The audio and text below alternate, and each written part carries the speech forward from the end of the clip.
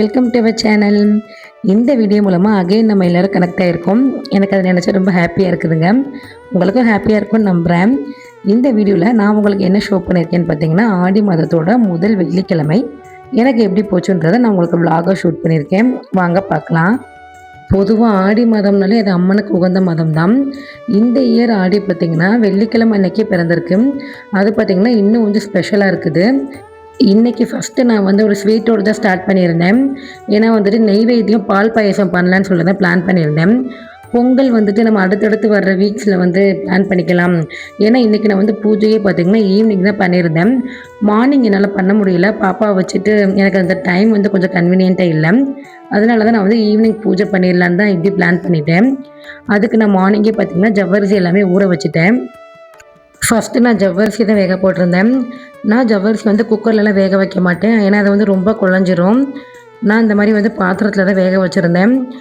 சரி இது வேகட்டும், அதுக்குள்ளே மற்ற வேலைகள்லாம் பார்த்துடலான்னு தான் வீடை நல்லா பெருக்கிட்டேன். என்ன தான் பெருக்கினாலும் அந்த தூசின்றது இருந்துகிட்டே தான் இருக்குது. அப்புறம் பார்த்திங்கன்னா வாசல் நல்லா பெருக்கிட்டு கூட்டி நல்லா தொளிச்சு விட்டுட்டேன். இன்றைக்கி பார்த்திங்கன்னா நான் இந்த கோலம் தான் போட்டிருந்தேன். நான் பார்த்திங்கன்னா பொதுவாக புள்ளி வச்ச கோலத்தை விட இந்த மாதிரி ரங்கோலிஸ் எனக்கு ரொம்ப பிடிக்கும். ஏன்னா இதுதான் நம்ம எப்படி இழுத்தாலும் அதை அப்படியே மேனேஜ் பண்ணி போட்டுடலாம். இந்த கோலம் எப்படி இருக்குன்னு சொல்லிட்டு எனக்கு மறக்காமல் கமெண்ட்டில் சொல்லுங்கள். அப்புறம் பார்த்திங்கன்னா நிலவாசலுக்கு கீழே ஒரு கோலம் போட்டிருந்தேன். இந்த கோலம் நான் எப்போவுமே அரிசி மாவில் தான் போடுவேன்.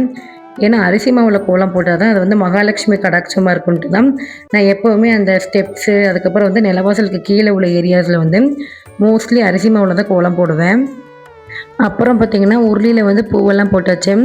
உருளியில் தண்ணி ஊற்றுறோம் பார்த்திங்களா, அதில் கொஞ்சம் ஜவ்வாது ஆட் பண்ணிக்கோங்க. ஜவ்வாது ஆட் பண்ணிவிட்டு அதுக்கு மேலே பூ போட்டோம் அப்படின்னா அதோட ஸ்மெல் பார்த்திங்கன்னா 1 வீக் வரைக்கும் அப்படியே இருக்கும். நம்ம அந்த நிலையை கிராஸ் பண்ணி போகும்போது நல்ல ஸ்மெல் வருங்க. நம்ம நிலவாசலில் எவ்வளோக்கு எவ்வளோ சுத்தமாக வச்சுருக்கோமோ அந்த அளவுக்கு வீட்டில் குலதெய்வத்தோட அருள் நிலச்சிருக்கும். நான் கோலம் போட்டு முடிக்கக்குள்ள உள்ளே நல்லா ஜவ்வரிசி வெந்துருச்சு. தென் அதுக்கப்புறம் பார்த்திங்கன்னா நான் சேமியா தான் ஆட் பண்ணிகிட்டு இருந்தேன். ஒரு கைப்பிடி சேமியா தான் எடுத்திருந்தேன். ஏன்னா வீட்டில் 2 பேர் தானே. ஸோ இதுவே எங்களுக்கு நிறைய இருந்தது. அதனால் மிக்ஸ் பண்ணதுக்கப்புறம் 1 டம்ளர் மில்க் ஆட் பண்ணேன். மில்க் நான் ஆல்ரெடி காய்ச்சி எடுத்து வச்சுருந்தேன். அந்த பால் தான் போட்டிருந்தேன். நான் மோஸ்ட்லி ஃப்ளேவர்ஸ் நிறைய சேர்க்க மாட்டேன். ஏன்னா வீட்டில் எல்லாம் பிடிக்கலன்னு சொல்லுவாங்களா.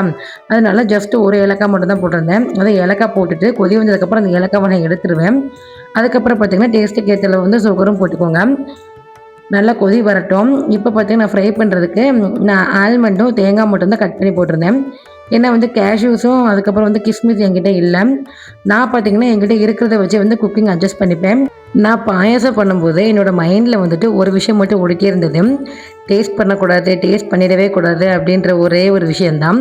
ஏன்னா நான் டக்குன்னு டேஸ்ட் பார்த்துருவேன். அதனால தான் நான் என்னோடய மைண்டை எந்த பக்கமும் டைவெர்ட் பண்ணாமல் பாயாசம் பண்ணுறதுலையே ஒரே நோக்கமாக இருந்தேன்.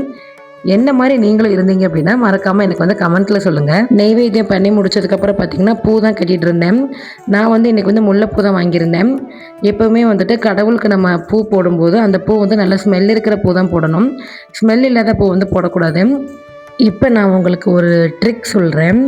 எப்போவுமே பூ கட்டும்போது நம்மளோட பிரார்த்தனைகளை அந்த பூக்கிட்ட சொல்லிகிட்டே கட்டணும். அப்படி கெட்டினா தான் நம்ம அந்த பூவை கடவுளுக்கு சாற்றும் போது அந்த பூ பார்த்திங்கன்னா கடவுளோட காதில் நம்மளோட பிரார்த்தனையை எடுத்து வைக்கணும். எனக்கு ஒரு கோவிலில் உள்ள ஐயர் சொன்னாங்க. நான் எப்போவுமே அப்படி தான் பூ கட்டுவேன். நீங்களுமே இதே மாதிரி பூ கட்டி பாருங்கள், உங்களோட பிரார்த்தனைகளும் நிறைவேறும். பூஜை ரூமை நல்லா தொடச்சி எடுத்துட்டேன். தொடச்சதுக்கப்புறம் பார்த்திங்கன்னா அங்கே உள்ள ஃபோட்டோ ஃப்ரேம்ஸ்க்கு எல்லாமே மஞ்சள் குங்குமம் தான் வச்சுட்டு இருந்தேன். எங்கள் வீட்டில் பூஜை ரூமும் பெட்ரூமில் தான் செட் பண்ணியிருந்தாங்க. ஒரு சின்ன பூஜா ரூம் தான். நானும் அதுக்கேற்ற மாதிரி தான் சாமி எல்லாமே அரேஞ்ச் பண்ணி வச்சுருக்கேன். என்கிட்ட குட்டி குட்டி ஸ்டாச்சுவாக தான் வச்சுருப்பேன். அந்த ஃபோட்டோ ஃப்ரேம்ஸ் எல்லாமே கொஞ்சம் கம்மியாக தான் இருக்கும். எல்லாமே பார்த்திங்கன்னா எனக்கு பிடிச்ச சாமியாக தான் வச்சுருப்பேன். நான் பார்த்திங்கன்னா அந்த முருகனோட ஃபோட்டோக்கு வெட்டிவேர் மாலை தான் போட்டிருப்பேன். ஏன்னா வெட்டிவேருக்கு பாசிட்டிவிட்டியை கெயின் பண்ணுற பவர் நிறையவே இருக்குது. அதனால தான் வெட்டிவேர் மாலை போட்டிருந்தேன். அதுக்கப்புறம் பார்த்திங்கன்னா விளக்கும் பொருத்திட்டேன்.